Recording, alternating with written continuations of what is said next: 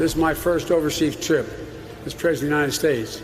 I'm heading to the G7, then to the NATO ministerial, and then to meet with Mr. Putin to let him know what I want him to know.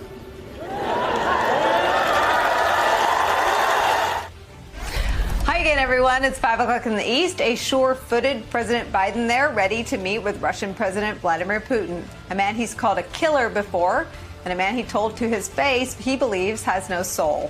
While the two have met previously, next week's meeting in Geneva marks the first time Biden will do so as President of the United States and will be one of the first major tests of his foreign policy agenda. The Russian president already sending messages ahead of the summit. From the New York Times report, quote, a Russian court on Wednesday designated Alexei Navalny's political movement as an extremist network, a remarkable move that sent a message to President Biden ahead of his meeting next week with President Vladimir Putin. Russian domestic affairs are not up for discussion.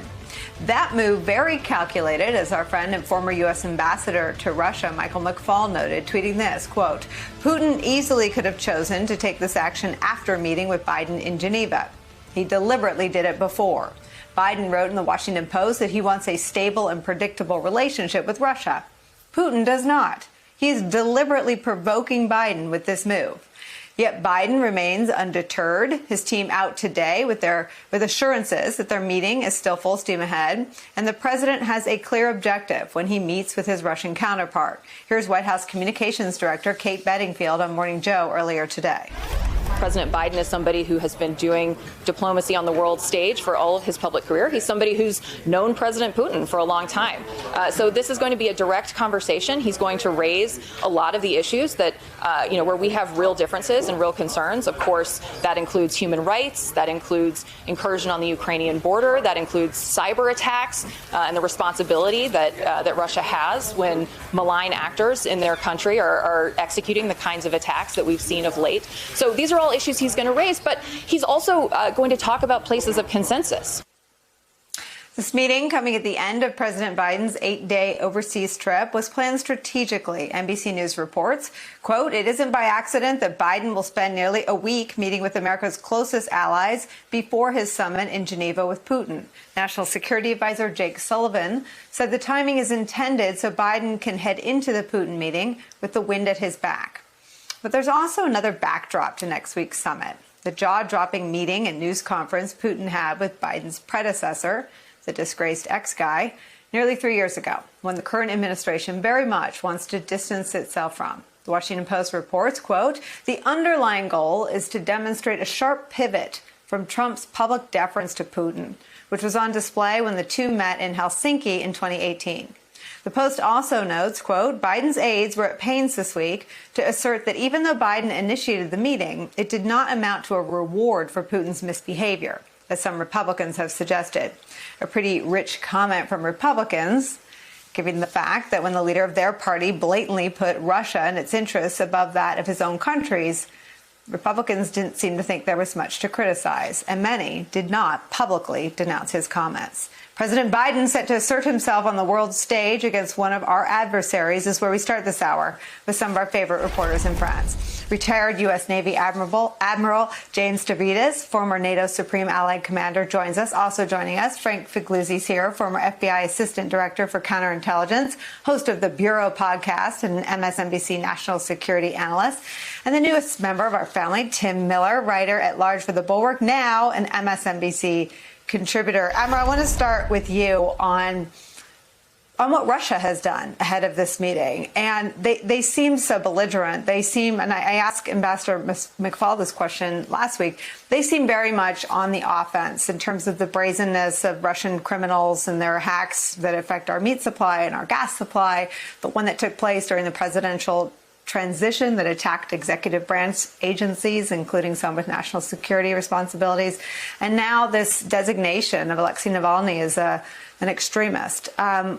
What have we done to make sure that we're on an equally strong footing? Yeah, the way to frame this is really to think of Vladimir Putin. I mean, he truly is a modern day czar. He'll rule Russia till the day he dies. And, the president correctly called him a killer. I'd add another adjective. I would say Vladimir Putin is a hater. He deeply, truly, madly hates the United States of America. He hates NATO. He believes the collapse of the Soviet Union was the greatest tragedy of the 20th century, which kind of ignores the Holocaust, the Second World War, and a few other things. He channels that hatred by his activities as a spoiler on the international scene. You know, frankly, Nicole, he doesn't have a great hand of cards. His economy is kind of a one-trick pony, oil and gas. His population is declining. He has a very weak network of allies and partners. But he plays a tactical hand. So you see the cyber attacks. You see the support for a war criminal like Bashar al-Assad in Syria. You see the activities on Ukraine. I think we're positioning ourselves well here in terms of the president, meeting with him, confronting him. There may be some zones of cooperation on the side, but step one here is look him in the eye, tell him what you think of him, and tell him what is unacceptable.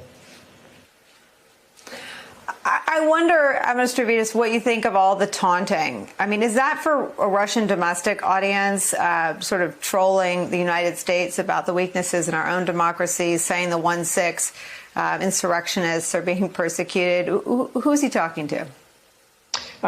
Like all politicians, he has an internal audience that is very, very important to him. He has a base. And his base is actually quite supportive of him. His approval ratings still remain in the 60, 70% range. And yes, he plays to that internal audience, Nicole. He also plays one layer out to the collection of allies, such as they are, people like Belarus and former Soviet republics. He plays to that international audience, if you will. And finally, he plays to China. He wants Xi to look at him as a world player, as someone who Xi would want to work with.